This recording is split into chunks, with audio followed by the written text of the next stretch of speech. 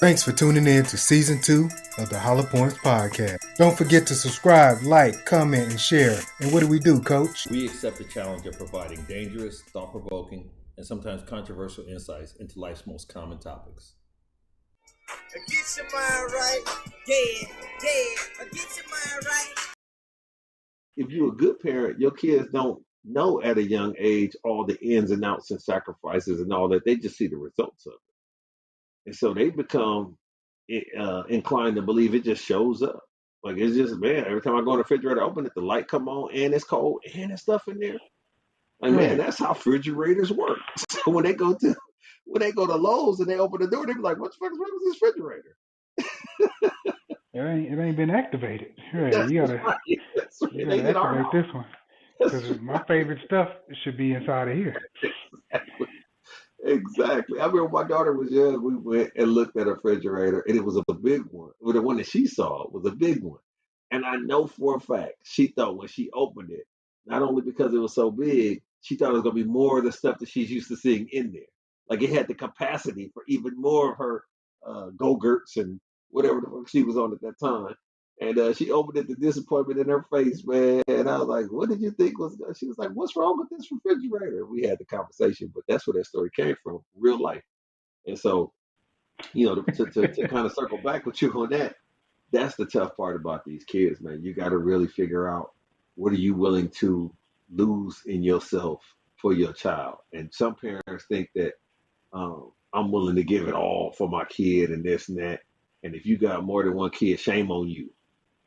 Shame on you for saying that shit. That's selfish as fuck. You know what I'm saying? You let one kid drag the whole kingdom down, and you got 4 kids, 3 kids. That's silly than a mug, but I've seen that happen. And then it's cool to have favorites. I'm okay to have a favorite kid. But you can't let it bring down the whole kingdom. And kids will do that. Kids do that. You know what I'm saying? So, but no, I don't think it changes. If I have a kid, could it change how I turn out? Only if I allow for it. I think the kids I also am not the dude. Yeah. I'm not the dude that was motivated by the kid to grind harder or go further, but I understood the responsibility and what had to be done. So it didn't push me, but it didn't push me forward, but it kept me stable. It was a lot of lefts and rights that I didn't make because that wouldn't have been good for both of us. Like man, I can't do that because she can't go there. I can't be that don't have nothing to do with me feeding this kid and making sure this kid is healthy. So I ain't even on that. So it kept me stable, but it didn't push me. And maybe that stability did make me go faster, kind of accidentally. But that wasn't the goal. If I just because some people are like man, once I had my shorty, man, it just lit a fire under me. I don't think a child should mature you. Right. You should have I think a been child should mature make people before stay that. together, and it shouldn't Yeah. mature you. Like to me, that's artificial height. What I'm saying? That ain't real air. That's helium. So Still air. yeah, right. So Exactly. I'm, Exactly. I'm gonna pivot a little bit differently. Give it to me. Do you think your life would have been the same if you looked different? Yes. Yeah. Psychology is The same, better, asymmetrical. or worse, or exactly the That same? okay? You said look different, so I thought different meaning worse. Yeah, I think if my life would be different if I look different. If I look better, my life would be different. Um, I feel like if I was I'm shorter, my talking life, I think different. Yeah, look better, shorter, white. fatter, Yeah. white. Yeah, our different race. Yeah. Yeah, Yes, yeah, man. all of Yes. that, all of that. Yes. All of that. Absolutely. I think you. I used to wish I was a little bit taller. I wish I was a baller. Uh, and it was a situation where once I hit my spurt, because I grew another 2 inches after I was 18. Um, and so, but I was always not short. I was always in the middle of the road. So it was never a problem for me. I was always a little, I was never fat, but I was always kind of thick. I wore the Husky Bugle Boys when I was a kid. You know what I'm saying? Uh, but I was never in a situation where I felt like I was vulnerable. So I was never the short. Like I had a friend that was super short. And because he was super short, he was super aggressive. I never really had to be aggressive because I was always one of the taller kids in the class, one of the bigger filled out kids in the class. And then as I got older and got into sports, it just kind of, and then from an intellectual perspective, I was always one of the kids that picked it up and could read and write and was smart enough. So I was always kind of a B. I was always a B in everything. If you put it on a scale, I was a B in everything. Never, I became an A in a couple of things when I got older and realized how to get an A. But for the most of my life, I just was always a B. And I had cousins in them that were C's and D's, and they would, nobody was really A. Like I got a cousin, them light skin, long hair, 6'5", Kahoot, Kadunk, like was making A's and B honor roll, played the drums, could Joan on people. Like he had that was why he was 2.5 years older than me. Like I looked at him and was like, man, I wish I could be like this dude. But he was a super hoe. Started having kids young, and he used it up early. He used the nitro on Mario Kart early than the motherfucker. Like, man, we nowhere just came near out the the finish gate. line. You got to use them nitros later on in the race, man. And all of them, stars and shit. And he started slamming on the button early, man. So in high school, he was the fucking man, homie. But then that was it. That was it. And I remember let's say life is a goat is Mario Kart. I remember when I started passing it was like, man, it was bittersweet. It was I'm a competitor, but it was bittersweet when I started passing it. But to his credit, he knew. He knew. He knew. Man, I love But why that you start so throwing the little bananas and turtles and stuff? Ain't even nobody behind you. You can't use that too early, man. Because it's there. Let me hear my audacity. Yes, bro, because it's there. Like white folks. White folks do stuff because they got a right to. I got a right to do this. Like, what does that mean? Yeah, certain people that have that are aesthetically pleasing, or like women, man, women who are pretty. You gonna get in trouble. Some women. Listen to me. All women who have always been told they are 9. You got two different kinds. You got the women that's been told they are 9 and think they are 10, and want everybody to identify them when they walk in a room as a 10 or an 11. And then you got the motherfuckers that, and this is the ones I hate the most, the ones that's a legitimate 9, but have told themselves they are 6. So they let motherfuckers walk all over them and treat them bad. And you too cold to be chasing up behind this dude. You too cold to not have went and got your education. They put it all on cute. You can't trade in cute at Kroger. You can't. You can't go up with the basket and be like, it's me. I'm cute. Okay, but who the hell are you to tell them they have the whole picture? They know they're 6. The thing about it is, because of the way society is set up, if you kind of cute and you could just figure out how to fit in and make it, then other people reinforce that enough for you to get your weight up. When you go but if you can't figure it out, like you said, what old girl said, well, I'm very shy.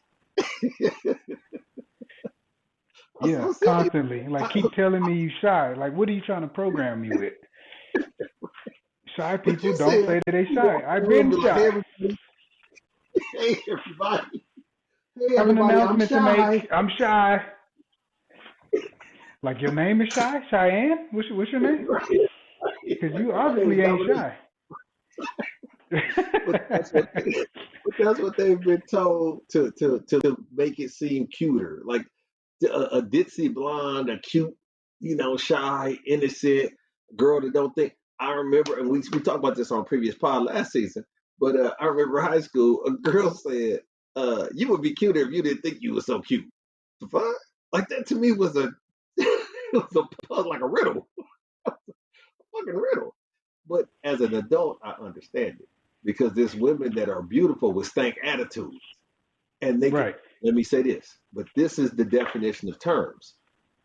They are pretty women. They are attractive women, but they're not beautiful women because beauty is a totality. Beauty is a coming in with confidence and coming in with self assurance and Yeah. coming in, Yes. with that aura about yourself. That's beauty. You can have women that are marginally attractive that are absolutely beautiful because of how they carry themselves.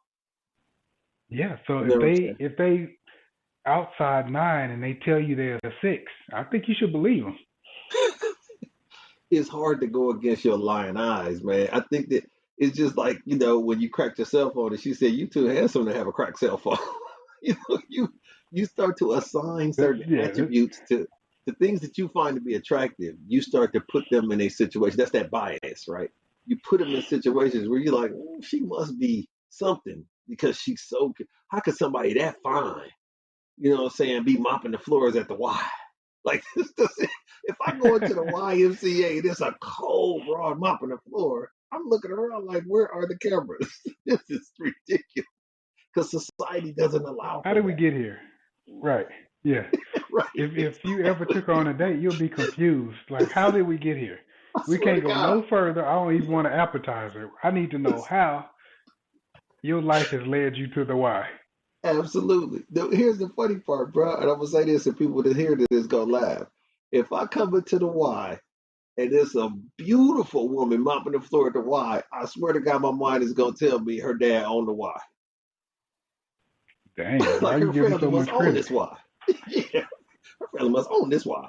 There's no way this beautiful, this tenderoni is mopping the floor at the Y. The whole And floor. my mind is gonna tell me, oh, she got a bad attitude.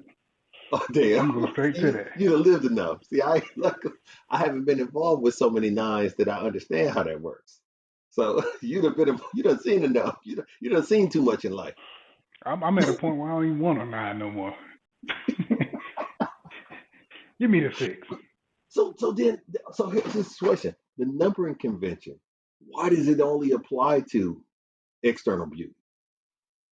Why can't we at least put the word all round in it? Like, for example, I meet a chick and you say what's she like, and I'd be like, man, 1 out of 10, I give her an 8. You're only thinking of aesthetic beauty at that point. You're only thinking of how pretty she is when I say 8. There's no way you're Yeah, thinking, say she speaks 4 languages and kickboxes on the side. it's because I just met her. When I just meet her, I'll tell you, oh, she a 10. You need to. It's your responsibility to ask me a few months later, hey, she still a 10? Oh no, Did you she a recalibrate? 8 now. Yeah, she 8 now because I found out more about her. She work at the Y. Like it's more that needs to be put into that. And That's not how eventually, that's not how the numbering system works. Let me say this to anybody that understands sports. Once you run a 4.40, for whatever reason, you can be 50 years old, motherfuckers still talk about you a 4.4. That's a 4.4, dude. This nigga's 50. There's no way he runs a 4.40. But once you put something on the clock, people don't want to get away from the clock. it's danger in that. So we can't say that, hey, my cousin is smart because he was smart in the 5th grade. That's true. I need to ask you, like, has he been smart in the last couple years? If he's been dumb he was smart in the 5th grade, but he's been dumb for the last 20, the choices he's made has not been smart. No, I'm not calling nobody dumb. Absolutely. I get what you're saying. We can't call him smart no more. We have to recalibrate periodically. But when you do that, though, you diminish the value of reputation. A lot of people live off of or die from previous reputations. Now, America's the land of second chances for white folks. But the idea of once you develop a reputation for something, that's what people know you as for forever. Like, I don't know if we talked about this on this call, but I had a guy that I was close to 30 years old, and I ran into him from the crib, and he was like, "Do you still play football?" No, bro, I'm funky grown. Like, what are we talking about? But he was genuine. He genuinely, he had known me for playing football forever. And so when he saw me, his brain said, let's just see if he still plays football. Like, you would have probably heard that at the crib. Like, Chris in the NFL. Yeah, but if he, to a female, if he was a 6, he dropped down to a 5 for asking that. He should have. He should have. I think we try not to be. It's the first pod from the first season. We have a tendency to try not to be judgmental when, in fact, we should be using the discernment, the good sense that God gave us to be judgmental and judge situations and judge people for what they're presenting to you. That is the most valuable thing you could always ever do is judge every situation for its safety, its comfort, its longevity. Like you have to constantly be reevaluating and judging in life. And we've been programmed to believe that it is negative for you to judge. Like you said to start off, there's a position. They even have a position. It's called a judge. So This is I very think respected. It's a very good job. very respected, right? So I think that that's part of it as well is that we have to be willing to judge and rejudge and make sure that it's exactly what we thought it was going to be. There has to be a lemon law to some of these relationships with friends and associates and business partners and ladies and all of that, man. Sometimes you can get duped and get sold a lemon, and then you gotta, send that thing back. So, but yeah, that's just that evaluation period, that understanding of what you're going through.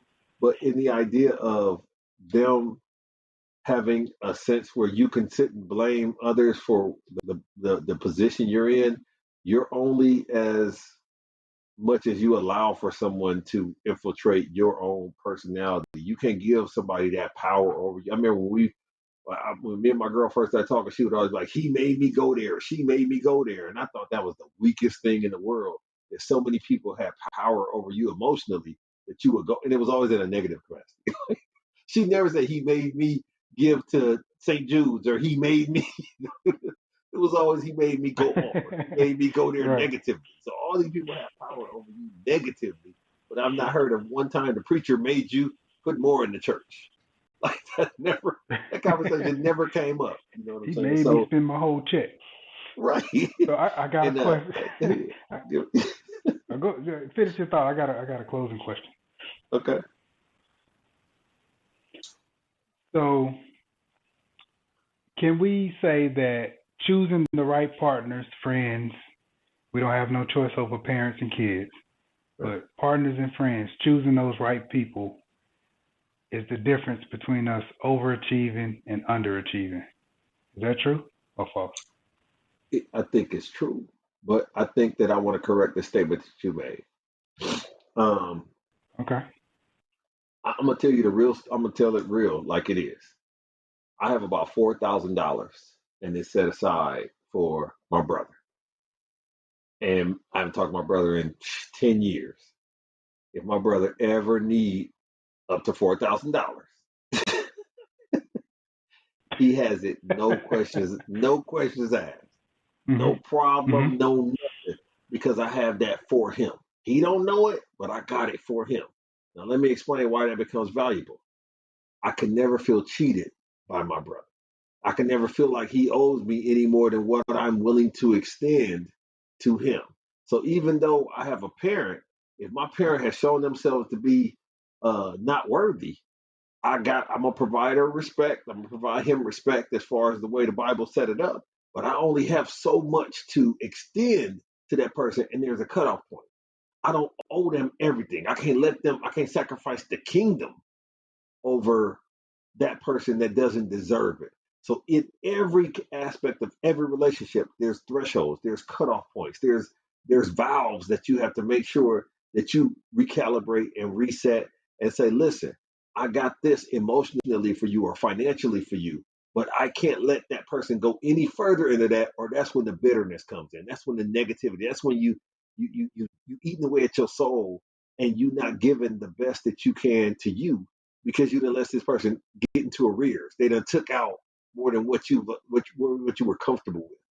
And so I will say that even if it's your mom's, even if it's whatever, you can't ever look up and be like, man, my mom didn't mean me no good. She was on drugs. She was this, she was that. And I let her put a third mortgage out on my crib and now I'm homeless. No, that's silly on you. Your mom there, you knew That's what you your was doing. bad. Right. You like the life Yeah. of Tyrone. You know, Tyrone had the party. It was like, you knew. I'm sorry. I'm sorry. You know what I'm saying? So Wasn't me, I do. Rhonda. Yeah, well, yeah, Rhonda. That's her name, Rhonda. That's right. That's You know right. I'm gonna know the name, yeah. So, But she so I like, think I that saw that's the you. value. It wasn't me, Rhonda. Okay, so if I left somebody Mhm. and through me leaving them, I immediately got $40,000 raise. Should I think that that person was holding me back? No, I think what's for you is for you, and timing is everything. In the history of the world, timing has always been everything. When that happened, it was supposed to happen. If you're a believer in the plan, then that was part of the plan. I don't think it's that much. That person doesn't have that much power to hold back 40 G's from you or 5 G's from you. Sometimes you tap into affluence, you tap into greatness, you tap into what is out there in the universe for you. And some people can block that, but you got to recognize it and move on. But that helps you learn to be a recognizer going forward. So I don't disparage those type of relationships or those engagements. The problem is when you in something so long that you start to have evil and negative feelings about them. Like you wish they die and they sleep and like you just Damn. you Uh huh. don't mean no good. You know it's That's not evil enough dying in the sleep though. You gotta be woke.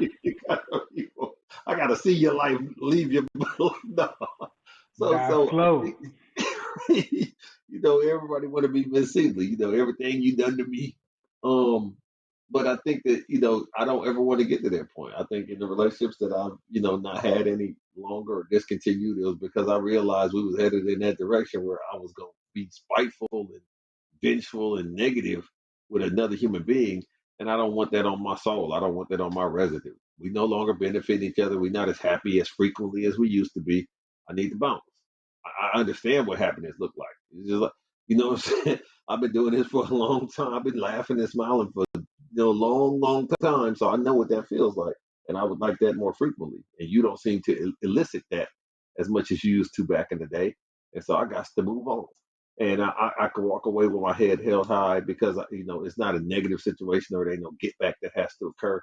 And I haven't developed that callous or that venom for her, or if it's a dude that I'm cool with and he go left and I'm like, okay, I gotta stop fucking with old buddy.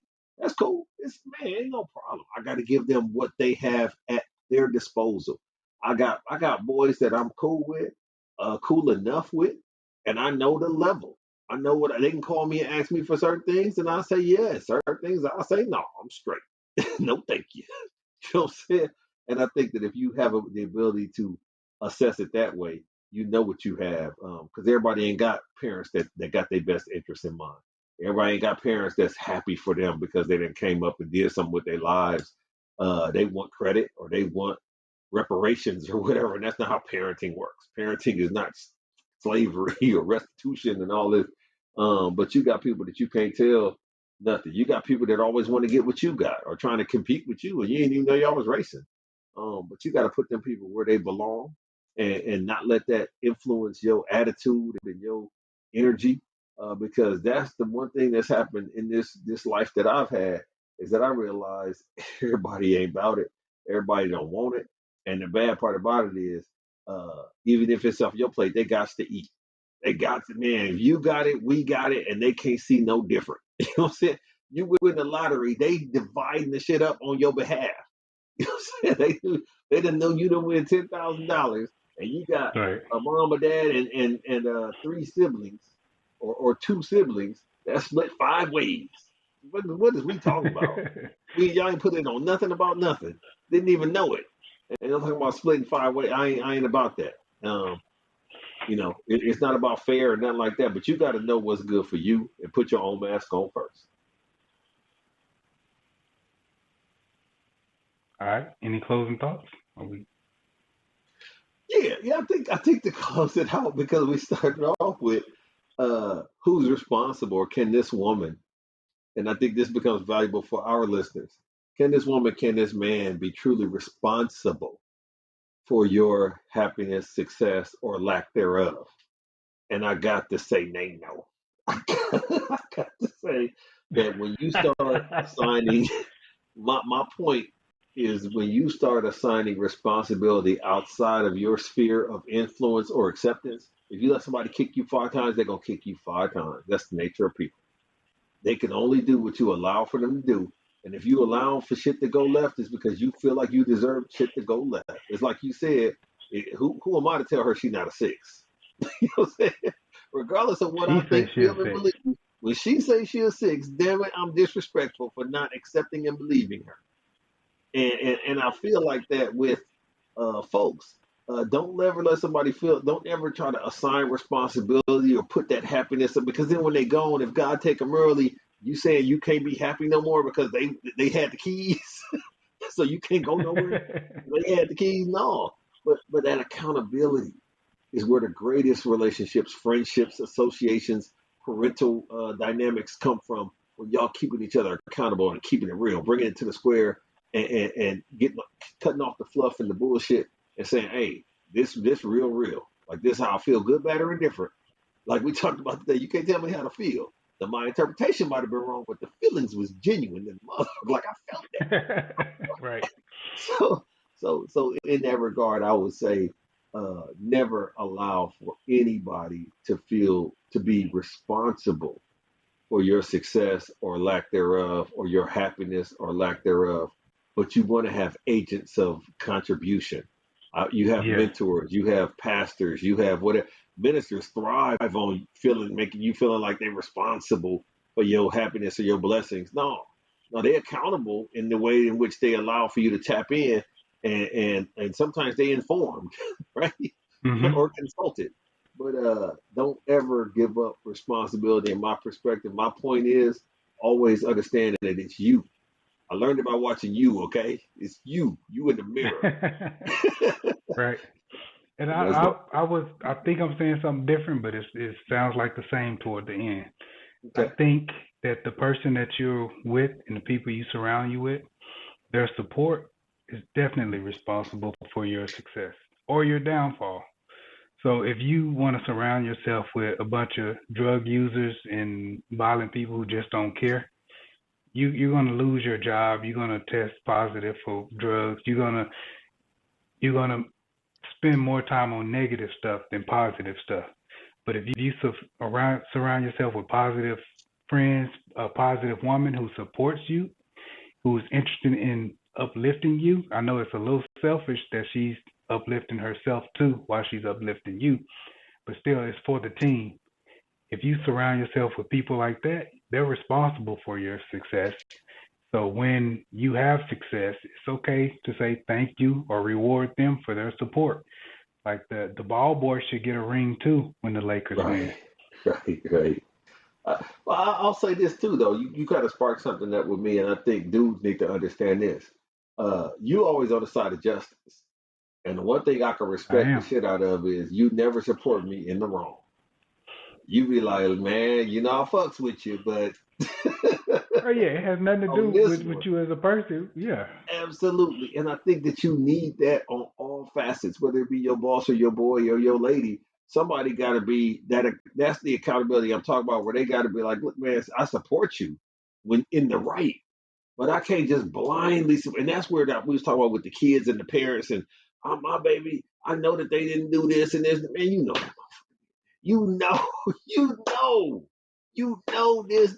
Man, come on now. So being supportive ain't always blind witnessing and pun intended, or sticking behind them no matter what, that unconditional that they talk. No, you gotta have conditions on things, and you gotta understand you don't mean nobody no good when you enabling them and just telling them what they want to hear and letting it go bad. The person that's watching the child be abused is as guilty as the abuser in some cases, in most cases. And so I feel like that support thing, people use it to their advantage to be like, you don't even care, you don't even believe in me, you don't support me. You wrong. You're wrong. You're wrong. Right. And, Right. and Right. people who sensitive can't get past that. True. Yeah, So but you are supporting them, but you're supporting the positive. You're right, supporting their life, and they right, don't see it yet. I right. remember one time I just decided to just cut my hair off and just cut all of my hair off. You just walked up to me and said, "I don't agree with it," and then you went on to the next statement. Do you remember that? I do. Okay. I do. Hey, we That need to was get hilarious to me. bring it to the square, get past it. There's no reason for you to have to ask me. But for us to sit around and be act like you weren't different yesterday, that's ignorant. But that's what a lot of weak people do. That's a lot of moms that ain't cool. They'll do that. They won't ask no questions and all of that. When women break up with dudes and change their hair and color and all that shit, man, just be like, I wouldn't. That was a bold choice. Like, it's ways to do it. Yeah. But you say what you say and then you move on. Yeah. Your true partner don't have to like all of your hairstyles. Right. Your homies don't have to like all of your cars, all of your clothes. Right. That's right. If they wear a messed up shirt, they supposed to get tore up for that. That's it. But that's how you know. The good news is when you do get somebody like that, anybody that's affecting or influencing your life and your peace and your happiness, because we're not solitary creatures. We can't just do this by ourselves. We need those groups and that fellowship. But you got to put the right fellows, the right ladies around you. This is the problem with black women. I don't know about white chicks. But with black women, the problem is you can't never get a group of good ones together. And when you talk to a good woman, she'll tell you, I ain't got a lot of friends. Women be too messy. And it's like they've accepted that. They've accepted that the good ones can't be good together. They always got the one that's got to be drug out the club or that's going to go and start some stuff or that's going to have to be pulled off the dude. And we got to keep an eye on her when we go out. It's always that they got money for this or complain about, send all the food back.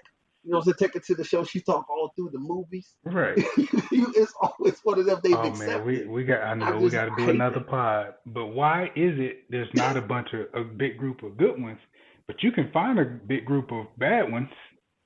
Oh, easily. Because that I don't know. We will have to bring a woman on. We need a woman's perspective on that. I thought I knew until you asked that question. Then I realized, damn, it's all speculation on this end. All right, man. What's your final thought on what if?